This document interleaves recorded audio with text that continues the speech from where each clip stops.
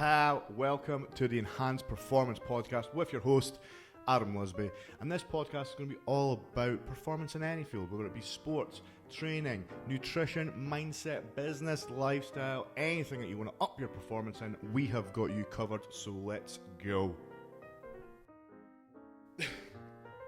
On today's podcast, we have Scotland's leading light, Scotland's top boxer, amateur boxer, the UK's top amateur boxer, the guy who will be winning gold at the Commonwealth Games, Sam Hickey. Sam, welcome. How are you today? Yes, lad, what's happening? So, Sam, you were in, was it Madrid? Yeah, mate, just got back the other day. I was in Madrid for 10 days training, leading up for these games, just after the announcement got made. We just set off straight away. And how long have we got till the games? I think it's 34 days today until the opening ceremony. So yeah, it's close, not too far away. Like. And for that prep, what did you do in Madrid? Like, is it like how many times a day are you training? Are you training like twice, 3 times a day, or two what or is it? 3 times. It depends. Like usually when we're down in Sheffield and that, we're training 3 times a day. But with Scotland, it's a bit different. They like to spread out. Sometimes we'll do 3, sometimes we'll do 2. Every boxer's different, so it just depends on how you're feeling and stuff. The coaches are good of us. They just mix it up and change it all the time. So some days it's 3, some days it's 2. It's not too intense. Some days, you know what I mean. When you've got maybe tough spars and that, you don't need to do the 3 sessions. But I feel like I'm sort of used to doing 3 sessions a day now. So whatever training they give me, it's just like easy for me. Do you know what I mean? After a couple of weeks getting used to it, you're back in the mix. That's really good.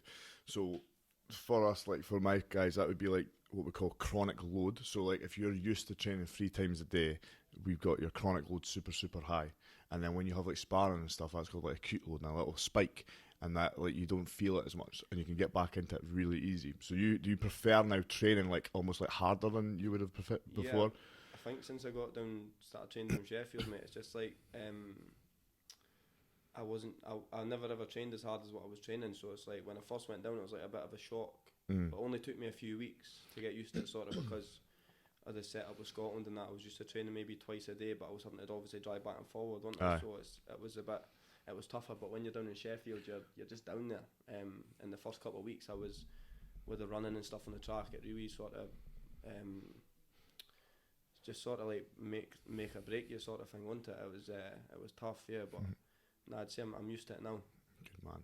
And what is the hardest thing about being down in Sheffield? Is it just like, can there be a bit of boredom down there? Like, not the sessions and being bored, but obviously the time in between it. Is it just being away from family and friends? How do you deal with it? Nah, mate. I think it's good for me. Being away from Dundee and stuff. Just being away from family and friends is probably the best thing for me. I think sometimes when you're up here, you get a bit distracted and that, you get a bit complacent. But when you've got tournaments and that, you need to be away from home, because you just start doing stuff you shouldn't be doing, really, you know what I mean? Yeah, I know exactly what you mean. So with that being said, you have already kind of been to a Commonwealth Games, haven't you? Yeah, I went youth games in Bahamas. So what do you think Bahamas will be like to Birmingham? What do you think is going to be nicer?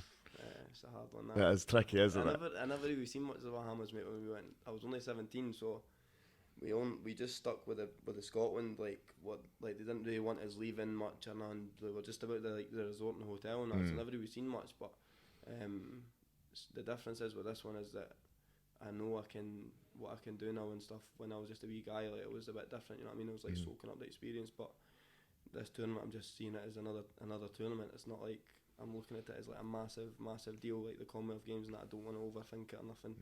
Just want to sort of look at it as another Europeans or Worlds or a multi-nation or something. Do you know what I mean? I'm not looking too much into it. Yeah. When it was told that it was Birmingham, is it better at kind of almost being a home thing, or would you prefer to be in somewhere like Australia? Nah, I feel like when maybe I don't really like know. I wasn't at the Australia Games, but like I think if I was to go to Australia or something like that, it'd be like I'd maybe get a bit complacent or whatever. Do you know what I mean? Because it's obviously hot country, like nice beaches, good food. It's no like our usual. Do you know what I mean? Like in the UK, But if I go down to Birmingham, it's just like being in Sheffield, isn't it? Like, it's just the same. It's Yeah, just, yeah. like, I'll just be in the hotel box, back to the hotel, or the village or whatever. It'll just be the same, mate. It's the UK, isn't it? It's just basically home games. It's obviously it's not Glasgow or that, but I think we'll get a good reception down there. A lot of Scottish people will be coming down. Oh, 100%. Me and Big Daz will be there, so Yeah, don't you, Big Lynn? Daz, you know, and that everybody be coming down, especially if I'm in the finals. You know what I mean? Hopefully we'll get a few buses down there. 100%. That'd be amazing, mate. That'd be amazing. And obviously, you've been boxing now for how many years? Since I was 9, so if you want to add that up, I'm not going to add that up. A long time, anyway. A long time. And what I was going to ask is, like, obviously, as you go through the years, we all see people who've got immense talent that fall off for one reason or for another reason. And like, what do you think makes you stick your course and like have that determination and that mindset to not get distracted by the drinking, by the girls, by the partying? How is it you do that? I don't know. You've got to have a good family and that behind you. You've got to have, it's really just sort of down to yourself as well, if you want it or not. You see all these guys and like girls or stuff like with any sport really, and like there'll be like maybe the next big thing coming through or whatever. Like there's so many boxers like I've knew when I was younger who were probably more talented than me or whatever, but they never stuck into it and they just fell off, and now they're just like people who are in the pub saying, oh, I done this, I done that, it could have been this, and they might have been better than me, and they're probably looking at me like, oh, I was once better than him or whatever, do you know what I mean? But now it's different. But I think like obviously having a good family behind you, a good training like program, good coaches and stuff, and like you sort of just need to want it. You can't like go into a sport like this half-hearted, especially boxing at the level like I was boxing it when I was a wee guy, like 15, 16. Like started obviously going away with Scotland when I was 12, but I think we went to France when I was 14, and it sort of gave me my first like taster of like international boxing, and I got beat. I was losing fights all the time when I was a wee guy, and like it sort of did test me a lot. My dad and that. I remember my dad, like I heard him on the phone to my auntie saying, he's like obviously he might not be enjoying it or whatever because I was getting beat all the time. But I sort of just stuck through it. A couple of the lads the other day were saying it as well. Just like everybody when I was younger was like beating me. I think I was like 8 on the trot. Like when I was young, yeah, mate. I lost loads of fights. I lost like my first 6 fights for Scotland when I was like 12, 13, 14, and then like won one fight and then went to the Europeans and won like a silver medal when I was like 16, and it just sort of gave me a good confidence booster. Do you know what I mean? It was that was big for me going forward. That was a big turning point. That's interesting that you mentioned that a lot of the boys had that experience of losing quite a lot, because I feel like people maybe from the outside in, you would kind of look at it and think you've always won and you've always been good and it's kind of come easy. But it's interesting to find that that's not necessarily the case. Obviously, you've got people like Lomo and fucking stuff like that who are just freaks, but it's interesting. And I think also, like you do say, you need a good family behind you, and you do, but you've also got to have something in yourself to not be impressionable. Like, and maybe it's having good mates about you as well, who's saying, you know what I mean, like that, like because that don't try and suck you in. Yeah, people like, it's almost like a little jealousy thing where they want you to come out and start partying instead of training and stuff. Yeah, so you've got mentally tough, don't you? Yeah, a lot of people don't want you to do well. Sometimes they get a bit jealous or whatever, but you just got to sort of ignore the people into it. It's just a sort of part of it. The bigger you get and the more success you get, the more people want you to do worse, you know what I mean? And it's sometimes it's the people who are maybe you think are close to you who don't want you to do well, do you know what I mean? It's a weird one. And like you say, as bigger you get, you're going to get more and more of it. You're going to get more and more kind of people wanting things from you.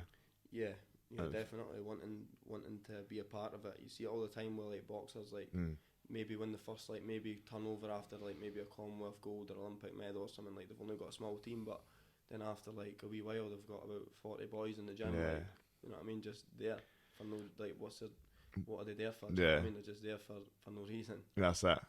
Just jumping on the bandwagon. That's exactly it. So have you watched the Josh Taylor documentary on BBC One? I watched it last night. Yeah, I watched it, mate. It was a good watch. What were your thoughts on himself, how he boxes, the Catterall fight, the Catterall rematch? Josh is obviously a big inspiration for like me and all the other boys in the team. Watched him since I was like 12, 13-year-old when he went to the Olympics in 2012, and then obviously he was boxing Scottish Championships and that, going up to Glasgow. I was watching him in there. I used to drive through from Dundee to Glasgow just to watch him and a couple of other lads, your Charlie Flynns, even like Joe Hams, Kieran Smiths and that when I was a wee guy. But nah, the documentary was good. It sort of gave you a good insight to how his camp went in that going in towards the Catterall fight. And obviously he didn't get it right. The weight cut obviously looked... Yeah, it looked tough, Yeah, it did. Yeah, he did look drained at the weight. But I don't know, the fight obviously went how it went and people got their opinion on it, but hopefully he does it again and beats him clear this time. There's no sort of speculation on the decision, do you know what I mean? I hope he just does it this time. Yeah, I completely agree. I think the documentary did show it was a hard weight cut, and I think maybe he probably did come into camp a little bit too heavy. And then on the back of that he had his knee injury. The knee injury itself probably wasn't that horrific, but what it means is that you're not able to go out and run. Yeah. And you know how important that is for cutting weight. Mentally as well, running like the hard runs and that sort of give you that wee bit of extra boost in your mind, like you know well for me anyway, like going into fights when I never used to run. You know what I mean? I never used to run about a year ago. I never done no running. Now I'm running 3 times a week, and like going into a fight before I would maybe have like, you always get wee doubts and stuff when you're going into fights, and that is just like what happens into it. Your mind's you're always trying to play tricks on you. But going into fights now, I know I'm bomb-proof fit, and there's like nothing. I'm able to do 3 rounds, 3 threes at a high intensity and finish like my last round like it was my first. Yeah, that's it.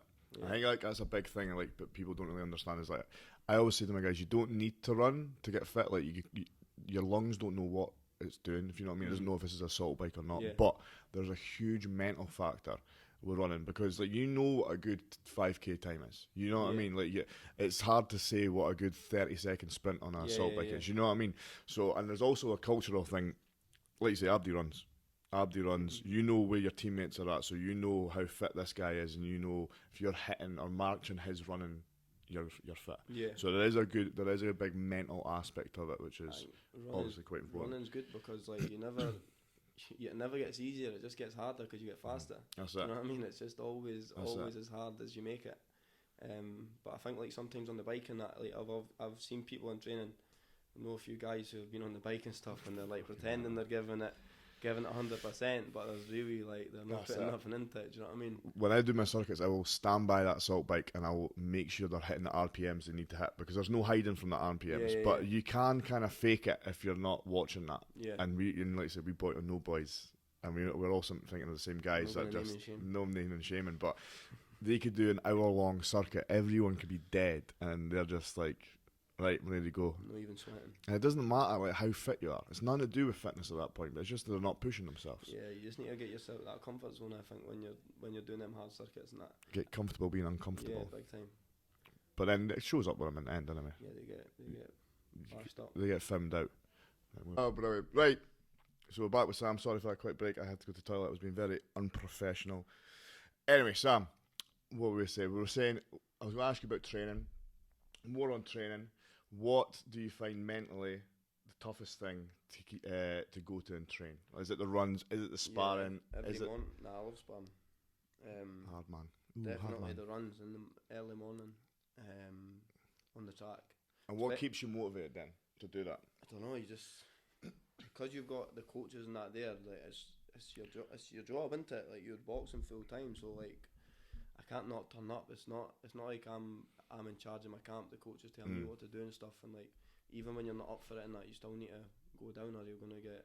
Is that a worry for you when you go pro? Yeah, but there's not going to be that structure. Yeah, I think when you go pro, you need to make sure you've got a good camp around you and stuff. Like that's the difference. Like with being on GB and that now, it's an amazing setup. Same with Boxing Scotland setup with the EBG program. It's a brilliant setup. Obviously, you've got the coaches and they're like working around you and stuff, and like obviously when you're down in Sheffield, you're down there, there's no going home, is there? So like, when it's time to get to training, it's time to go into it. It's like even when I wake up some mornings maybe on camp in Sheffield, I know I've got maybe on a Wednesday we'll do like a proper solid run, maybe like the 5 threes or like the fartlek stuff, like maybe 800s, something like that. Do you know what I mean? Like they're the hardest runs because they're just so grueling and long and that. Do you know what I mean? You've not got much rest in between. So like they're the hard ones to wake up for, and you just sort of need to just get up and go. Go for it. Not even like I'm never like not motivated when I've got a tournament coming up. I think, but like I've never really been down there yet when I've not had nothing coming up, and they're still making me wake up and go and run. So obviously that's still to come, and we'll see what it's like. Do you know what I mean? But yeah, the runs in the morning are hard. Like killer. Yeah, I think that is a big thing you mentioned there about being motivated all year round, because motivation does wane like slightly from time to time. Yeah. Like you say, you're going to be less motivated when you haven't got something coming up. Mm-hmm. Obviously, if you're not motivated for the Commonwealth Games, then I don't think you're going to be motivated for anything. I've always had 3 big tournaments, the under 22 Europeans, and obviously I was coming back from injury for that, so I was motivated to get sort of back into gym and stuff. And then I had the Europeans about 9 weeks after. How'd you do in the Europeans, Sam? Just bronze medal. Not bad, eh? Two European medals in the space of about 4 months. It's alright, eh? But then obviously right after these Europeans, I straight away had 2 weeks rest. I needed to get 2 weeks off, just because we've been in the gym for so long. Everything's just together this year. It's usually a bit more spread out, the tournaments, like, but because it's the Commonwealth Games year, it's like all sort of together. So we got with 2 weeks off. I went on holiday and that, chilled out, and then straight back in the gym. And obviously it's getting ready for these ones now. Because I always say to my guys, they need to train like 365. Like, I don't think there should be off camp periods where you're doing fuck all, but I also don't think there should be periods during the off camp where you're going at it as hard. Yeah. So you do need those holidays, but like you're not being stupid. You're not like getting like Paddy Pimblett and just getting fat as fuck. Nah, I don't think I'm capable. I don't know about that. I've seen you a few times. Post lockdown, maybe. Yeah, that's it.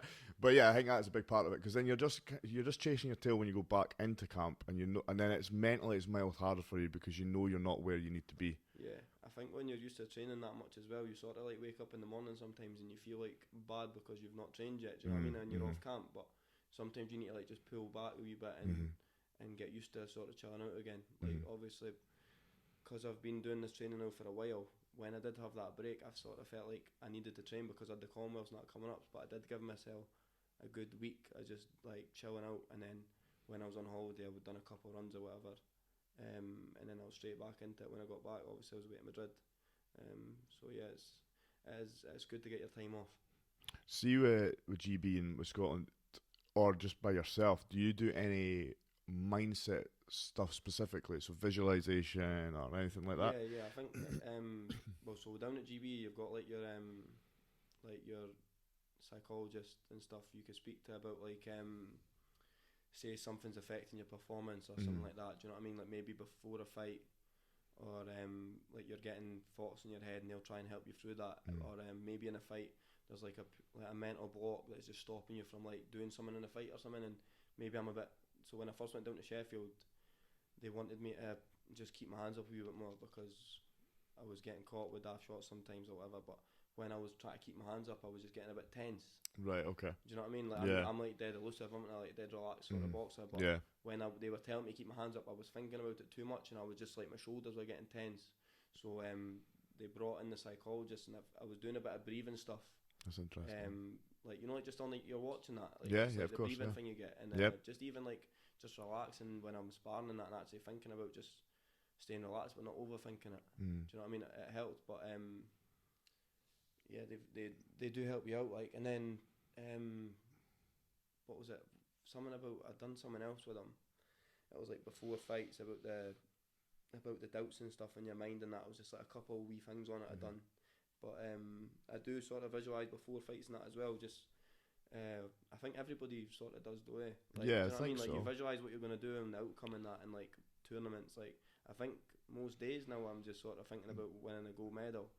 Like, I remember when we went to Madrid, right? We done the first session back. Obviously, the lads were in for a couple of days earlier than me because I was in Tenerife. Yeah. But I come back, and this first run we done was like the 5 threes all out, and I was just like going around the track, and I wasn't like my usual because it was my first session back, wasn't it? And I was just like saying to myself, like, in my head, I was like, this is like punishment. But, this is what you get. Like, you know what I mean? Yeah. And then I was like saying to myself, like, I need to get in front of this guy, or I'm not going to do this at the Commonwealth Games. And I was like getting past him, and I was like, I need to go past this guy. Yeah, you good know man. I mean? It's gonna be some little targets. It was mad, mate. It's mad the stuff you think about when you're in that sort of zone. See where you're like at your nearly max. Yeah. And like you're trying to just get that wee percentage out. Yeah. The stuff you think about is it's pretty insane, mate. Like what you put yourself through. It's just mental, the power of the mind, as they say, isn't it? It's Yeah. fucking mental what you can do and how it affects you and how negatively it can affect you as well. Yeah, big time. I think in boxing, like especially like at the level I'm boxing at in Olympic like style boxing, it's not about like who's maybe the more talented fighter, or because everybody's brilliant, everybody's amazing boxers and stuff. It's sometimes, well, especially towards the medal stages, it's going for the silver, going for the gold medal and stuff, changing your medal colour. It's about who's up for it on the day, who wants it more on the day and stuff. Who gets attacked, just like small wee tactics right on the day, it just makes that big difference, you know what I mean? So having your mindset in the right place in day fights especially is a big deal. Yeah, like at that level it really is the 1%. It really is. Like from my point of view, strength and conditioning, that when you're at the lower levels you can get away with doing just like general strength work, but as you get up, and like maybe when I'm training Paul Craig and stuff, I do need to start thinking about the game plan he's trying to implement, what the other guy's going to do. And like realistically I might not bring too much out of the program, but if it's going to bring a little 1%, like say at that level of you guys, it's fucking massive. Yeah, it sort of makes the difference, doesn't it, between a win and That's a it. loss. Another thing I was going to ask you about mindset was that a lot of guys, they have their nickname, right, whatever it may be, so like the Bear Jew or you're tricky, right? A lot of the guys talk about when they step into the ring, octagon, cage, whatever it may be, they talk about the switch, and they talk about being able to switch it on and just right, I'm now the Bear Jew, I'm now the fucking whatever, the lawman, whatever It's a tricky. I am now the tricky. See, it doesn't sound as good, does it? You're going to have to get a new one. The Bear Jew. Yeah, it doesn't sound as good, so we might have to change it up for when you go pro. Yeah, but I'm guessing there's nothing like that because you've got a terrible nickname. I don't know, so. I just think I just need to be in a rhythm when I get in the ring and like flow. Do you know what I mean? I think a couple of the fights in Europeans, I didn't think I boxed that good in Europeans. I had to sort of a couple of the fights I was down on the judges just wasn't scoring for me, and a couple of the fights which I thought was mad, like the judging in the first two fights, and just the whole tournament really, like, some of the judging for me wasn't the best, was it? The best, nah, just like a couple rounds just I thought like were harsh scoring and stuff, but I think like when I needed to pull it out in like the last round, every fight basically in the last round I had to do something, and I was doing it. Do you know what I mean? And it was two completely different. My first two fights were two completely different last rounds. The first one was like I had to go for him. Well, I didn't have to, but I just done it, and then it worked. And then the second fight, the guy was coming at me, so I just like started to outbox him. Do you know what I mean? And be able to like change it up like that and get in that zone where you need to either fight the guy or outbox him. It's hard to do that, I think. Yeah, you're right. That is something that was to your credit. You knew you were down going into the last rounds, or did they allow you to look at the scorecards? Up for that, you know. Yes. If I didn't know I was down, I would have been. So that's what they call that open scoring, don't they? It's open scoring. It's like when you go back to the corner, you see it on one of my fights in the first fight in the European. So Graham, my coach, was in my corner, and I went, "Did I win that round?" He went, "You lost it," and I just went, "Shut up." In the corner, I was like, "No way," because I thought I won it. Yeah. I watched it back, and like all my coaches and that all thought I won it. The boxers watching the crowd and that were like, Why do you think that is? Because we've seen that so many fucking times in amateur boxing, especially. Some of the judging is just way off where you think it's going to be.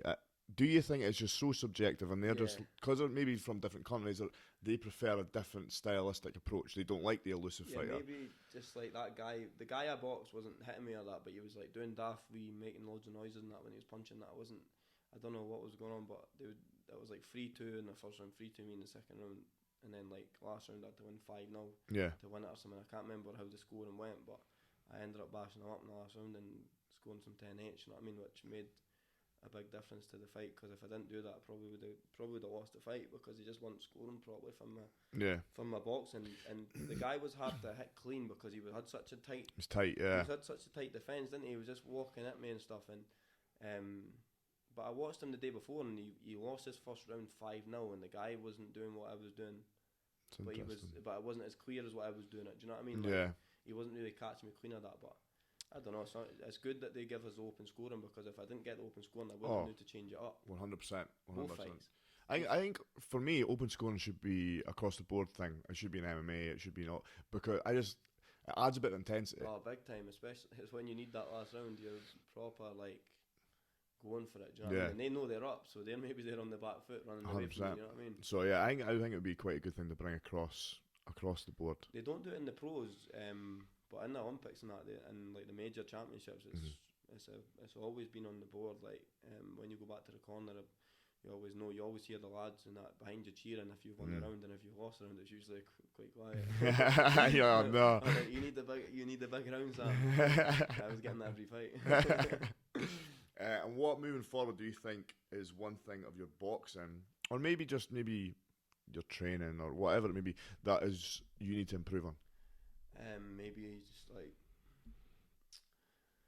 I don't know, just obviously regarding boxing, just I would say a bit of everything all the time. You always need to sort of just keep on going over the basics and stuff. I'm doing the same thing every week, like boxing wise, like technique wise, just try to keep my shape, flow. Do you know what I mean? Box, fight, whatever, just a bit of everything. Work on everything towards after these Commonwealth Games, it'll be towards these Olympics in 24. But like, I'm just sort of just try to get better at everything all the time, because you're never ever your best at one thing.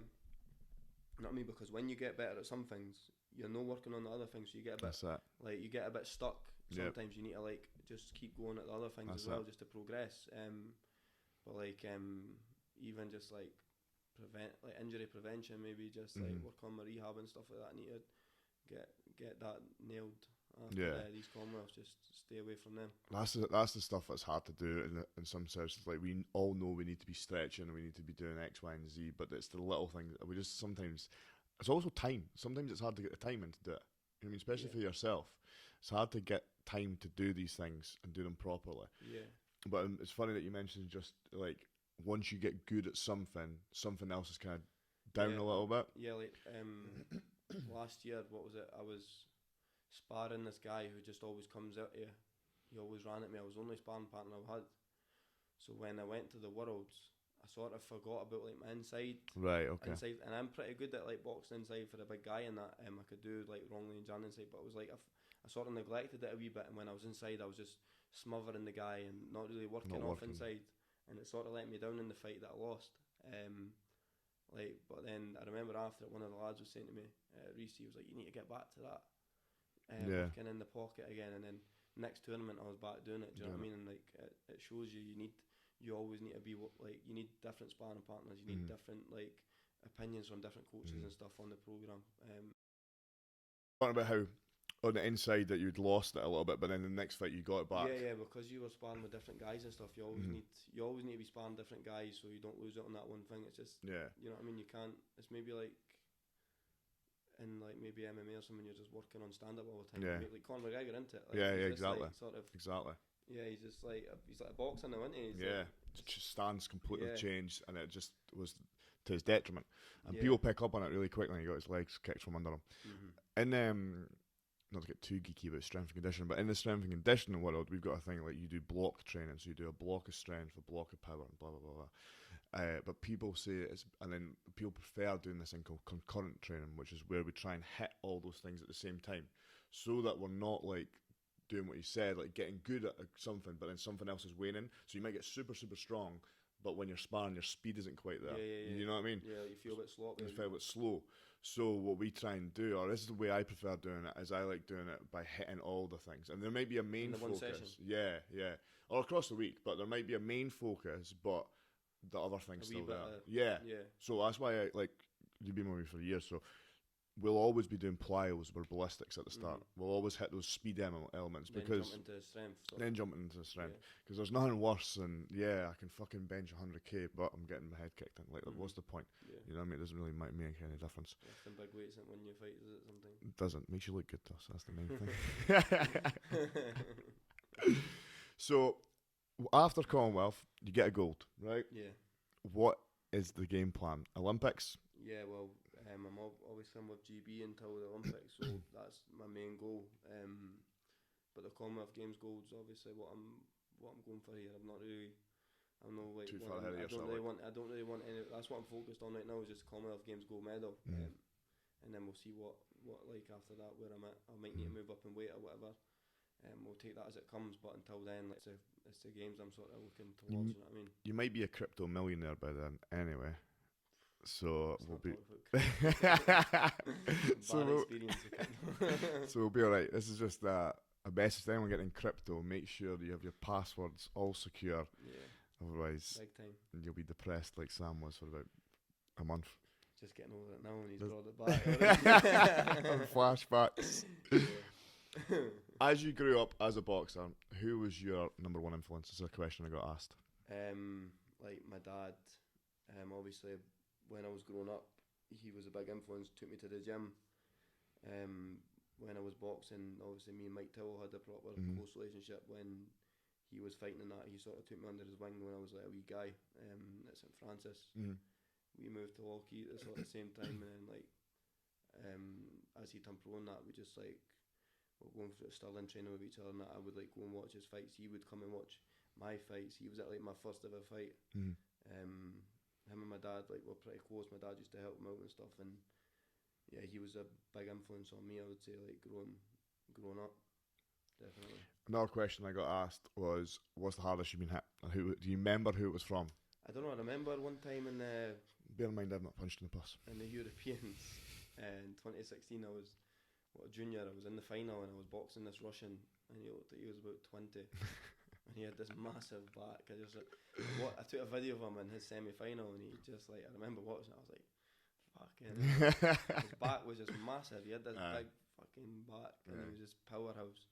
He was pure blowing everybody away, like batting everybody. And then I fought him, and it was a good fight, proper close fight. But he was just a bit too physical. Like these guys are just like men when they're like young. That's it, man. And I remember I just dipped my head down, and he just timed like a perfect uppercut right on my nose, and that was probably like it's the only time my nose is like being like I could see my nose from like looking down the middle, like just swelling up, like swole up mad, mate. I thought it was broke. It wasn't broke. It was all right, but I've got a picture on my phone somewhere. It's mental how big it was. But that was probably the only time I've been like looking in a fight anyway, and I've been like, fuck's sake, that was a hard shot. Do you know what I mean? But I sparred some good guys and been hit from good guys and stuff, and there's probably too many to sort of, do you know what I mean? Like too many sort of, you get caught all the time, don't you? When you're sparring, that's the time you get hit the most. But like in fights and stuff, it's only, I think like my style and that, it's pretty hard to sort of catch me proper clean. Yeah, man. Over free freeze. Do you know what I mean? With my style and that. But when you spar, you sort of fight a wee bit more. I sparred this guy, Imantas Stanionis from Lithuania, right after lockdown. We were sparring in probably a ring this big, like at the same size as his room, which isn't very big, is it? No. With another two guys in it sparring at the same time, and this guy was just like a powerhouse, and he could punch hard. Like he's a beast. He's a world title. He's a world champion. Is he? Yeah, he won the WBA world title. I think he's fighting Errol Spence next. He's probably one of the best guys I've been in with. He could punch a few Kazakhs and Russians, and you spar all these Russians and that, you don't even know their names. There's just that many of them. Like they're all very good. You know they all look like monsters. Yeah, right? yeah. You're always sparring with top guys. You know what I mean? Right. One of my other questions got asked was Usyk, or as our friend Simon Murray would say, Usyk. Yeah, Usyk. that was Usyk is good.